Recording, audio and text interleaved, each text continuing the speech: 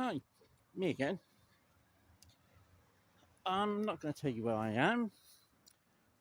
I'll tell you that later. As you can see, I'm sports field. Haven't been here for a while. In fact, I haven't been to this place for quite a few years. Came here to this place where I am now for a job interview a few years ago. Didn't get the job. Kind of glad that I didn't. It was working in a club in a split shift. Excuse me. But I'm here to continue my school day story. I had originally intended for it to only be 3 parts, but I have had such an overwhelming response to it. I thought I'd perhaps do a what happened next. I mean, you may recall that I touched on what happened in the years afterwards. So I thought, why not? If you saw it, you might recall that I said, sit down here for a moment. You might recall that I said, what happened to me at Cromer High School. Then that's better. What happened to me at Cromer High School affected me for a few years afterwards. Because, like I said, your school years are meant to prepare you for your adult life. Mine didn't. My mental health problems did not finish the moment I walked out Cromer High School for that final time in 1988. I think it was 1988, it's such a long fucking time ago. I didn't really know what I wanted to do.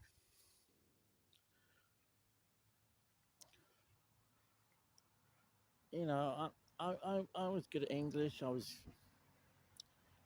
writing the stories, which I did for a number of years. But, I had no prospects, as it were. No GCSEs, nothing.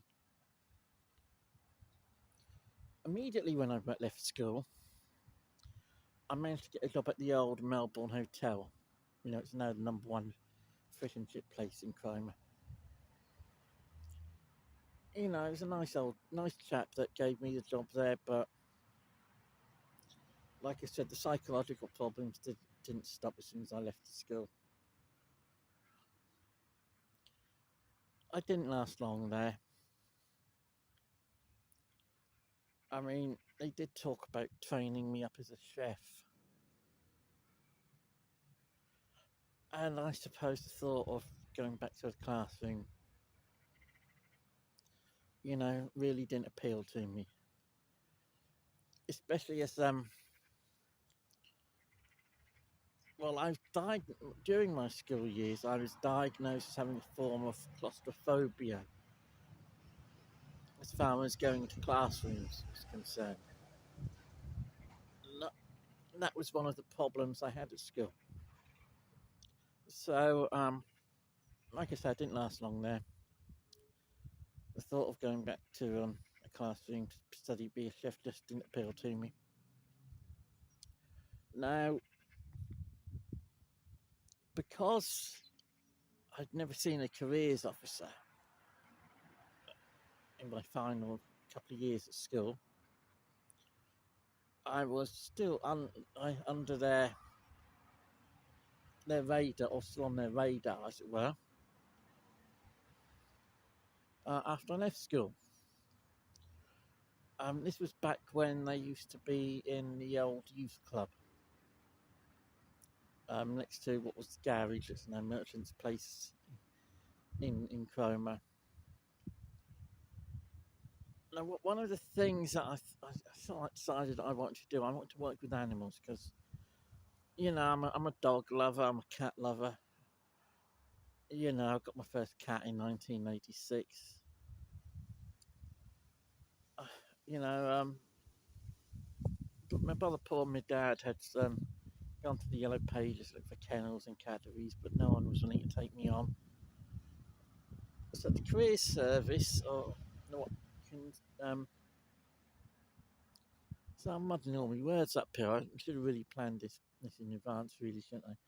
Right, so the careers officer that I spoke to, I can't remember who it was, suggested I do a YTS in animal management or something like that, with a placement at a farm in Weybourne, I think it was, or near Weybourne, and that would have involved a lot of classroom learning. And I was all up for it. One of their guys took me over to the farm in Weybourne. We had a nice chat. He showed me round, and it looked all right. But the day before I was meant to start the initial bit, it was going to be I think a 2 week or 4 week thing at City, some college up. I think it might have been Eastern College. Um, Day before I was due to go there, it was meant to be one of those things where you stay over, and I would have gone home at weekends. But the day before I was due to start on that, I had a breakdown.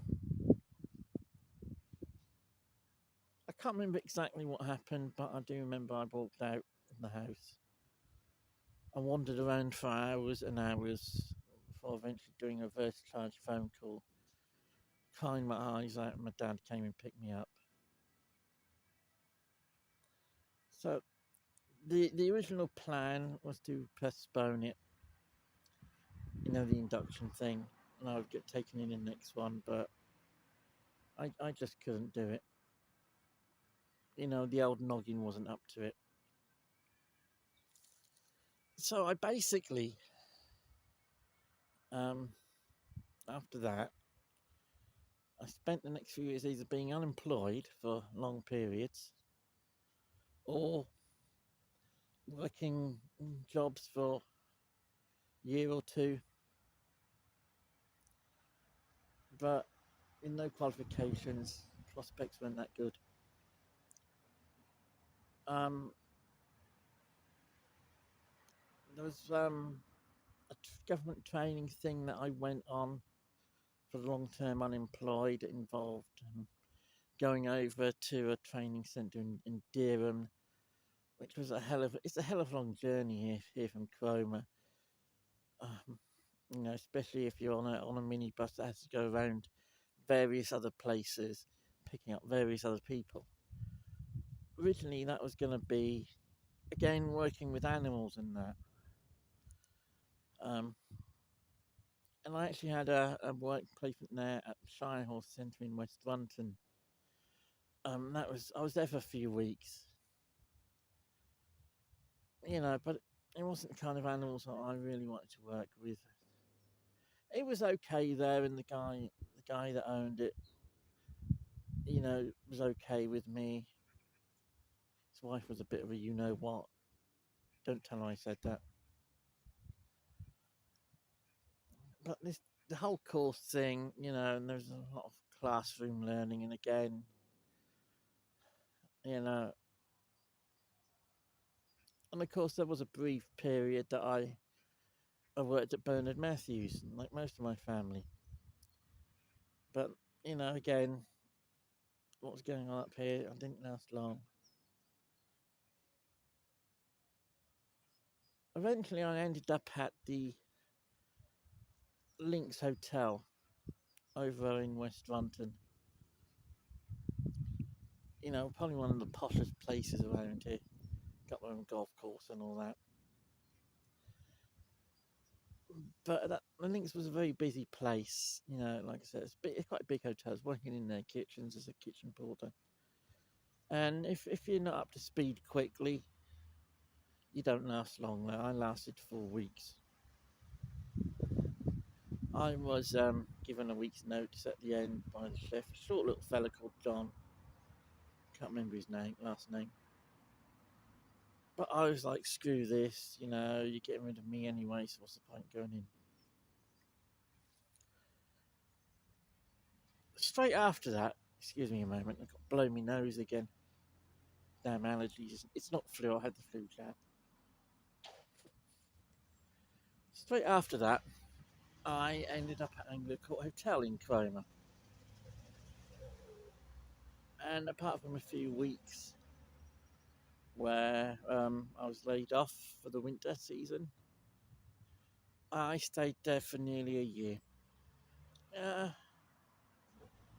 Back then, it was owned by the Blair and the Mansell families, and they treated me quite well, and I had some good times there.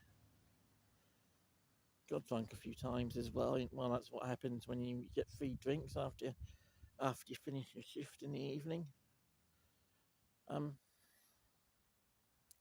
but that came right in the period that my father was ill.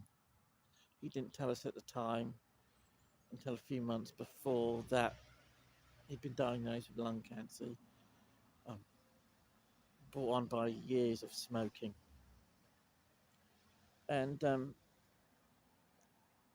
he passed away in summer of 1991, and the depression came back again. I had to have a few weeks off, but I wasn't really happy there after he passed away, and I eventually left. I ended up at the Norfolk Shellfish Company in Sheringham, uh, working in the crab factory there. A couple of the owner's sons are on my Facebook friends list, so hi guys. I suppose I did okay there. I got moved to the packing department. That wasn't too bad, but the noggin again. It was around about that time that I went through a period of counselling as well. My counsellor said some things which I thought weren't very nice. I won't go into them there because I'll probably go on a rant about what she said. Eventually I left after about a year. Ended up in a couple of other jobs in Cromer. One was a short thing at Peggotty's Cafe.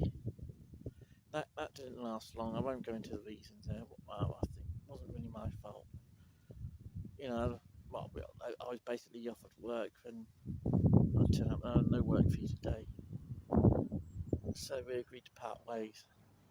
And I immediately ended up as a waiter at the Hotel de Paris. That didn't last long. Not because of what was going on up here. Because I injured ligaments in my ankle. Required lots of physiotherapy from the hospital. Eventually they laid me off. I remember hobbling in there a couple of times to pick up my sick pay on crutches,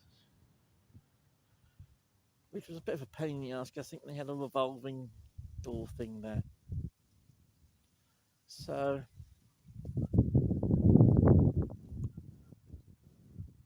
we then go on to I went to this job club thing in Cromer. It was in the offices above What's in a Bargain World. I think for the next bit I need to start walking back over this way so I can take you to see something, because Job Club helped me, apply for lots of jobs, because they supplied stamps and all that sort of thing. But it was one that was signing on in the job centre when it was on Garden Street. I saw an ad in there. It wasn't for a job. It was for the Target Retail Training Programme. And one of the things was for retail training. For some reason, that appealed to me. So I applied for that, and I actually had an interview. No, I'll go into what that's meant to be about. You do a work placement, and then you do course-based learning. Not quite going back to a classroom, but you know what I mean. Um, the first interview I had was at the pet shop in Sheringham. It seemed to go quite well, and the pet shop obviously appealed to me, as it were. But sadly, I didn't get that. Looking back, it's kind of ironic considering I ended up, well, not where they were at the time, but there a little while later, a few years later. I'm going to cross over here. Then I had another interview for another retail placement. And as I got these steps here, I'm going to show you where I ended up. I don't know if you can see it behind me there. Overstrand. The interview was at the garden centre over there with a nice chap by the name of Derek Smeeder.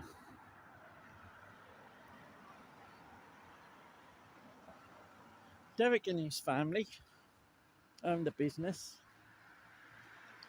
and a couple of weeks later, I started my placement there. It was like I finally found what was looking for all those years. It was a small team, got on well with everyone. Originally, I was meant to have weekends off, but I said to Derek, can I work weekends? I don't mind working weekends because I'd done that when I worked in hotels. And worked my backside off for about 3-4 months. The following July, on 1995, towards the end of my placement, me and Derek sat down with a chat and he offered me a job. I stayed there for 7 years. It's the best job in the world I had. And I miss it to this day. I still keep in touch with the people I worked with, even after 30 years. And I saw a thing on Facebook the other day that if you've known someone for over 30 years, they're not friends, they're family. And good thing about Derek and his family, Beverly, Luigi, his wife Sheila, they've supported me even after I left. I mean, they sold up, they left before me actually. All these years. They supported me when I went through a really bad period of depression in the early 2000s. And they did so again when I was in hospital about 18 months ago. I mean, Beverly was going to visit me, but she was feeling unwell on the day she was due to come up. She did buy me cakes, which I never actually ate. My brother Paul ate. I didn't eat them mainly because I was too sick to eat them. So Beverly, if you want to buy me any more cakes, please do. I don't think it's wrong to say that if they hadn't sold the business, if Derek hadn't retired, I'd probably still be there now. They were happy days.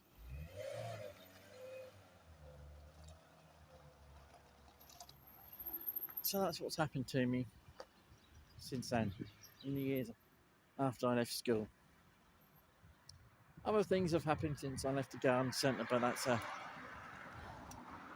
that's another story for another time. So I'm going to close this little mini series of mine by saying thank you. Thank you to everyone that's watched my videos. Thank you to everyone who's sent messages or posted on social media. It really means a lot what you've all done. And I can't really describe how happy I'm feeling about that. Yeah, sure. I went through a lot of shit during that time, and it has caused me a lot of shit as I've grown up over the past 40 years. You know, there have been times in my life where things have been very. Let's just say the black dog has been after me again. But I've always had the support of the two brothers that I live with, and a few close friends, including the garden centre folk. And I know I have the support of people I talk to online. So thank you all. I promise not to cry, but you know, this is the last bit. So thanks for everything. Thanks for watching. Bye.